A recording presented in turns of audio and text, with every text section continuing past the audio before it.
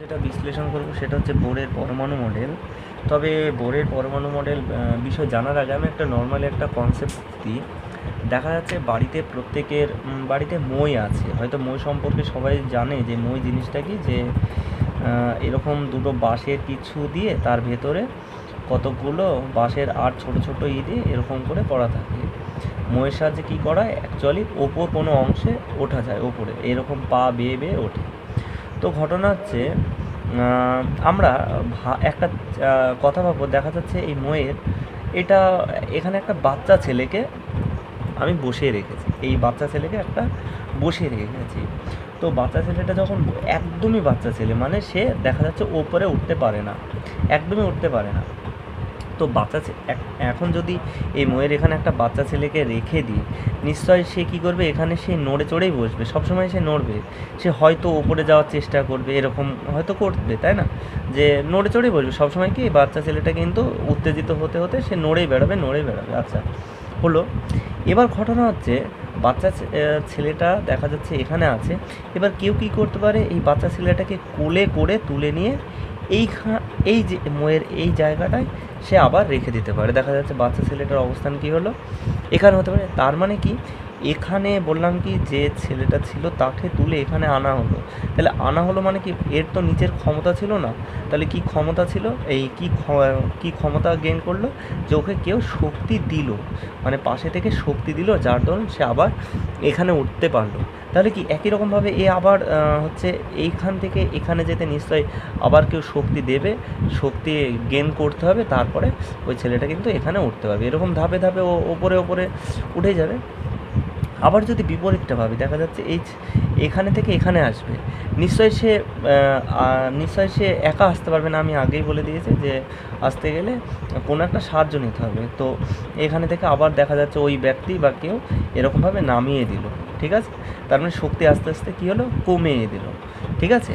তো এই ঘটনাটাই আমরা যদি বোরের পরমাণু মডেলের হিসাব মতো ব্যাখ্যা করি, তো এইটাকে আমরা বলবো যে বাচ্চা ছেলেটার মানে আমি আলোচনা করলাম সেটা হচ্ছে অ্যাকচুয়ালি ইলেকট্রনের কথা বলেছে, হ্যাঁ। আর ময়ের যে অ্যাকচুয়ালি এই মানে বাঁশের যেটা তৈরি হয়, এইটা হিসাব মতো অ্যাকচুয়ালি প্রতিটি কক্ষপথ, হ্যাঁ। আচ্ছা, এখান থেকে আরেকটাও কথা বলি, নিশ্চয় এখানে থেকে ও নিশ্চয় এই দুটোর মাঝে কোথাও অবস্থান করতে পারবেই না এই ছেলেটা। এবার অবস্থান করতে গেলে হিসাব মতো কী হয়ে যাবে, সে পড়ে যাবে, সেটা পরের ব্যাপার, হ্যাঁ। তো তার মানে কি, এক একটা নির্দিষ্ট কী আছে, কক্ষপথ আছে, হ্যাঁ, মানে কক্ষপথের কথাই বলবো এইটাই। আর আমি তো বললাম যে তার মানে নিচে থেকে উপরের দিকে যেতে গেলে কি, উপরের দিকে শক্তির প্রয়োজন হয়, আর উপর থেকে নিচে নামতে আসলে সে এখানে কি শক্তি মানে বের করে দিতে হয়, হ্যাঁ। এইবার এখানে থেকে আমরা বোরের পরমাণু মডেলের আলোচনা করব। তো বোরের পরমাণু মডেল অ্যাকচুয়ালি যে বিষয়গুলোর ওপর উল্লিখিত আছে, তো সেখানে আমরা ভাবতে পারি এরকমভাবে, একটা হচ্ছে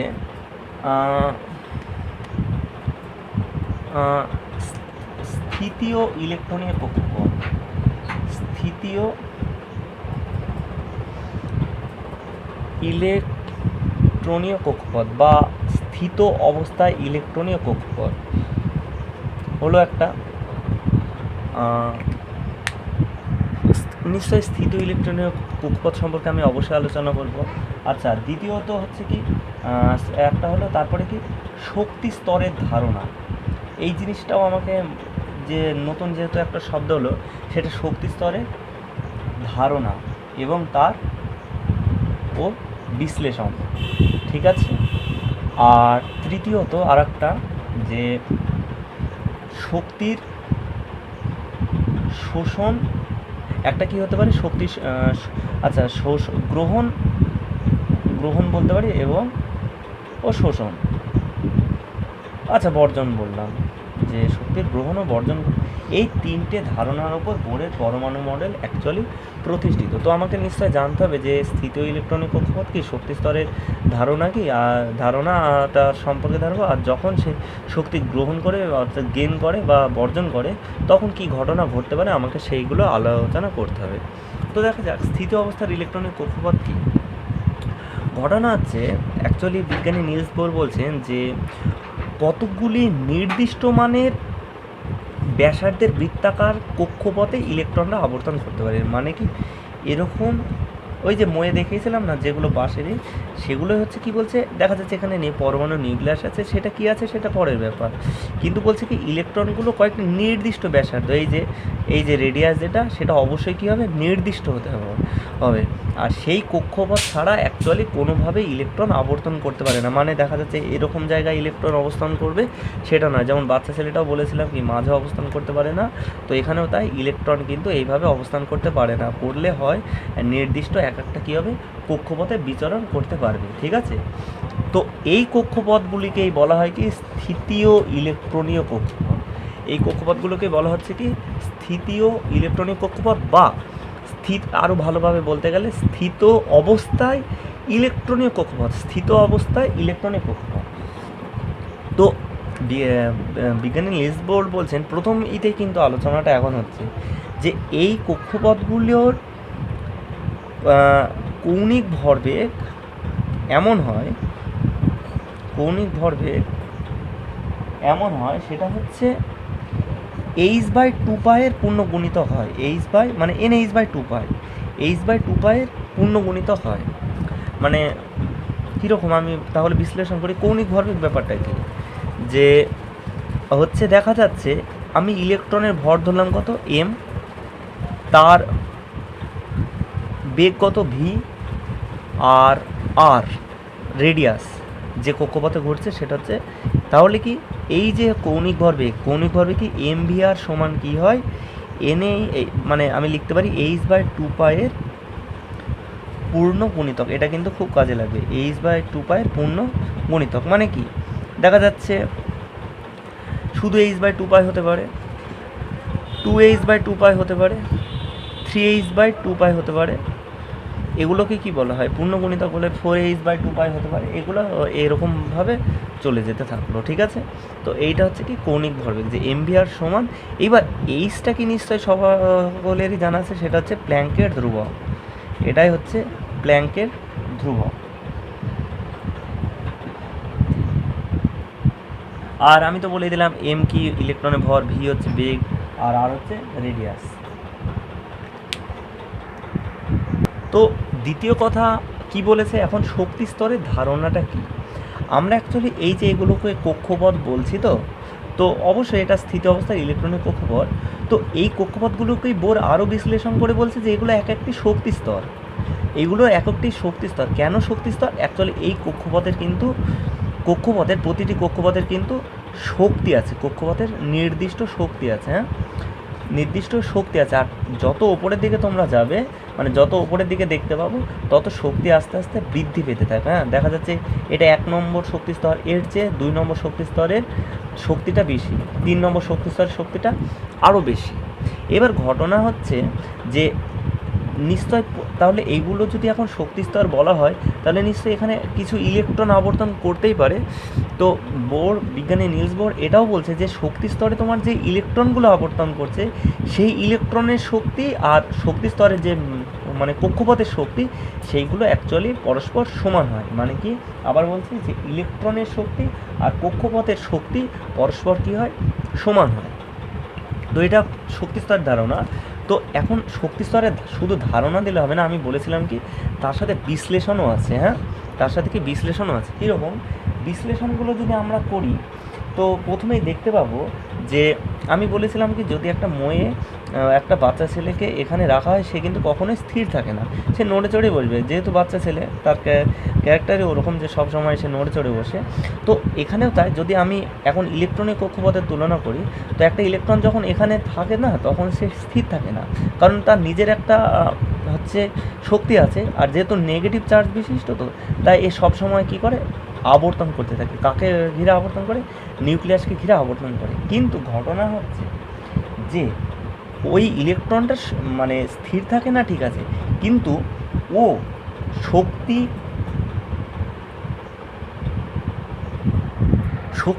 গ্রহণও করতে পারে না বা বিকিরণও করতে পারে না, এই দুটো কিন্তু ও কিছুতেই করতে পারে না। অর্থাৎ কি আমি বলবো কি যে অ্যাকচুয়ালি যে পারমাণবিক মডেলটা, তার অ্যাকচুয়ালি অভ্যন্তরীণ শক্তি কী হচ্ছে, অভ্যন্তরীণ শক্তি স্থির থাকছে, হ্যাঁ সমান স্থির। কিন্তু আমি বারে বারে বললাম কি, তার মানে এই শক্তি স্তরে যে সমস্ত ইলেকট্রনগুলো আবর্তন করছে তাদের শক্তি কিন্তু নির্দিষ্ট থাকছে এবং তারা শক্তি গ্রহণও করছে না, আবার বিকিরণও করছে না। কিন্তু ঘটনা হলো ওই যে আমি বলেছিলাম না যে বাচ্চা ছেলেটা তার মানে উঠতেও পারছে না, ও নিজে এইখানে নড়াচড়া করছে, কিন্তু কোনোভাবে যদি বাইরে থেকে কোনো ক্যারেক্টার এসে তাকে তুলে দেওয়ার চেষ্টা করে মানে কি, অবশ্যই বেশি পরিমাণে শক্তি বাইরে থেকে আসতে। তো দেখা যাচ্ছে ওই শক্তি স্তরে বাইরে থেকে কোনো আলো বা তাপ এরকম কোনো শক্তি যদি এসে পড়ে, তখন আর ওই ইলেকট্রনটা কিন্তু আর স্থির থাকতে পারে না। তখন কি করে, এই যে আপারে ওপরের দিকে যে সমস্ত কক্ষপথগুলি আছে সেইগুলোতে যাওয়ার চেষ্টা করে, যে তার মানে যাওয়ার চেষ্টা করে কখনই যে এই যে বাইরের যে শক্তি আমি দিচ্ছি তার দ্বারা কি করে, ও শক্তি গেইন করে, মানে শক্তি গ্রহণ করে, তারপরে সে ও কেন এবার অ্যাকচুয়ালি আমি বলেইছি যে যত উপরের দিকে তোমরা যাবে তত শক্তি স্তরের শক্তির পরিমাণ বেশি হয়। সুতরাং ও যখন গেইন করবে তাহলে নিশ্চয়ই একটা থেকে আস্তে আস্তে উপরে যাবে, তারপর 1 থেকে 2 গেল, 2 থেকে কি হতে পারে 3 হতে পারে, 3 থেকে কি 4 হতে পারে, এরকমভাবে ও চলে যাবে। ঠিক আছে, আবার কি হয়, যখন সে দেখা যাচ্ছে শক্তির ওর কখনো কমে গিয়েছে বা কোনোভাবে শক্তি বিকীর্ণ হতে শুরু করছে, তখন কি করে আবার পুনরায় 3 থেকে 2 নেমে আসে, নিজের শক্তি কী করে তখন ক্ষয় করতে থাকে, আবার 2 থেকে 1 আসলে এরকমভাবে চলতে থাকলো। এটাই হচ্ছে শক্তি স্তরের ধারণা এবং কি বিশ্লেষণ। আর তৃতীয়ত হচ্ছে আমরা এবার পড়ব শক্তির গ্রহণ ও বর্জন ব্যাপারটা কী। আচ্ছা, তার আগে আমি বলে দিই, এই যে শক্তি স্তরগুলোকে বলছে না, অ্যাকচুয়ালি আমরা তো কক্ষপথ হিসেবে চিনি, তো এই অ্যাকচুয়ালি কী নাম দিল, সেই কে এল আমরা যেমন পড়ি K L M N O P T, এরকম 7টা স্তরে হিসাব মতো ভাগ করলো, যেখানে এন এর মান কি, এখানে 1, এন এর মান 2, এরকমভাবে এন ইকুয়াল টু কত 7। তার মানে শক্তি স্তর যদি কটা আছে বলা হয়, তাহলে অ্যাকচুয়ালি মোট শক্তি স্তর হিসাব মতো 7টা আছে। এবং যদি বলা হয় শক্তির ক্রমটা করি, তাহলে কি কে চে এল এরকমভাবে আস্তে আস্তে চলে যাবে। এটাই হচ্ছে তাহলে পুরো শক্তি স্তর সম্পর্কে আমরা বিশ্লেষণ করলাম। আর এই যে এন এর মান 1, 2, 3 কি এগুলোকেই বলা হয় কিন্তু মুখ্য কোয়ান্টাম সংখ্যা। এইটা মনে রাখতে হয়, প্রিন্সিপাল কোয়ান্টাম নাম্বার, হ্যাঁ, মুখ্য কোয়ান্টাম সংখ্যা ছোট হাতের এন দ্বারা প্রকাশ করা, এইটা মনে রাখতে হবে। তার মানে দেখা যাচ্ছে এম কক্ষে একটা ইলেকট্রন আছে, তার মুখ্য কোয়ান্টাম সংখ্যার মান কত হবে, নিশ্চয় কত 3। দেখা যাচ্ছে ও কক্ষে একটা ইলেকট্রন আছে, একটা বলে না, ও কক্ষে যত ইলেকট্রন থাকবে হিসাব মতো তার ক্ষেত্রে মুখ্য কোয়ান্টাম সংখ্যার কত মান হবে, হিসাব মতো তাহলে কত 5। ওই জন্য বলছি যে কে কক্ষে তাহলে 1, এল কক্ষে 2, এন এর মান, আর এগুলো কি মুখ্য কোয়ান্টাম সংখ্যা। আচ্ছা, তাহলে এবার আমরা দেখি শক্তির গ্রহণ আর বর্জন, শক্তি স্তর সম্পর্কে তো বলা হলো সবটা, এইবার এটা পরে বললে হতো। এবার আমরা যেটা দেখব শক্তির গ্রহণ ও বর্জন কি হয়। দেখা যাচ্ছে আমি 3টে নিচ্ছি, দেখা যাচ্ছে এটার শক্তি কি E1 আর এটার শক্তি কত E2। আচ্ছা, আমি বলেছিলাম কি যত উপরের দিকে যাওয়া যায় তত কী হয়, শক্তি আস্তে আস্তে বেড়ে যায়। আচ্ছা, এটা n=1, এটা n=2, এটা n=3। তো ইলেকট্রন কি করতে পারে, দেখা যাচ্ছে একটা ইলেকট্রন আছে সে 1 থেকে 2 গেল, আবার এখানে একটা ইলেকট্রন আছে সে 2 থেকে কি হলো 3 গেল, এরকম তো হতেই পারে। তো হিসাব মতো কী হয়, যে হিসাব মতো যদি এই ইলেকট্রন এই কক্ষপথ থেকে এই কক্ষপথে যায়, তার মানে কি করে, ও প্রথমে শক্তি শোষণ করে, বাইরে যে সমস্ত তাপ বা আলো যেরকম পড়ে সেখানে কী হয়, শক্তি শোষণ করে এবং কী হয়, উত্তেজিত হয়। ঠিক আছে, তারপরে হচ্ছে E1 থেকে E2 যায়।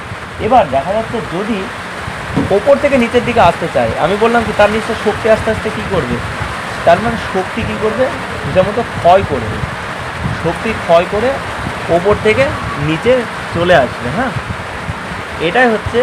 এইবার দেখা যাচ্ছে আমি বললাম যে এম কক্ষ থেকে ও এন কক্ষে চলে আসবে, এম কক্ষ থেকে এল কক্ষে আসবে, এম কক্ষে। আচ্ছা, এম কক্ষে দেখা যাচ্ছে আমি ধরেছি শক্তি কত, এটা অ্যাকচুয়ালি এটা কে, এটা এল, আর এটা কি এম কক্ষে, তাহলে কি দেখা যাচ্ছে এন এর মান কত 3, আর আমি শক্তিটার মান ধরেছি কি E3, আর এল কক্ষে নেমে আসলো মানে কি দেখা যাচ্ছে E2। তাহলে যখন E3 থেকে E-তে নেমে আসলো, তাহলে শক্তি হিসাব মতো সে কী করলো, ছেড়ে দিল, সেটাকে আমরা কী দিয়ে প্রকাশ করছি, E3 - E2।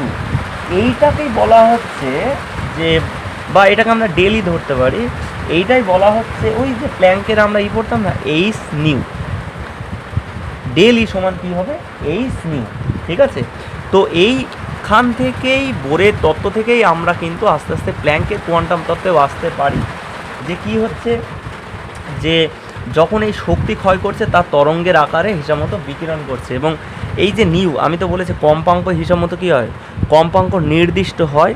তখনই অ্যাকচুয়ালি যদি আবার সেই আলোচনায় আসি, ভালো করে ভেবে দেখবে, যদি কম যা